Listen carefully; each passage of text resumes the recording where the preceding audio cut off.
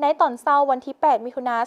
2026 คณะนายทหารชายแดนหนุ่มกองบัญชาการทหารชายแดนกองทัพประชาชนลาวได้เดินทางไปต้อนรับคณะนายทหารชายแดนหนุ่มกองบัญชาการทหารชายแดนกองทัพประชาชนเวียดนามที่ด่านสากลนำพาวเกาแจวแขวงบริคำไซหาติงฝ่ายลาวนำโดยสหายพันโทคำภูวิกดาลาเพชรรองหัวหน้าห้องการเมืองกองบัญชาการทหารชายแดนพร้อมด้วยคณะฝ่ายเวียดนามนำโดยสหายพันเอกพิเศษเหวียนกวักเฮียวรองหัวหน้ากรมการเมืองกองบัญชาการทหารชายแดนสาธารณรัฐสังคมนิยมเวียดนามพร้อมคณะ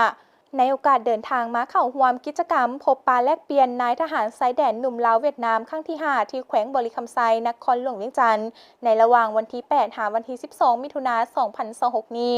ภายหลังสำเร็จพิธีต้อนรับคณะทั้งสองฝ่ายได้เดินทางไปกองห้อยทหารชายแดน 253 กองบัญชาการทหารแขวงบริคำไซเพื่อจัดกิจกรรมปลูกต้นไม้มิตรภาพเนื่องในโอกาสวันปลูกต้นไม้แห่งชาติครบรอบ 46 ปี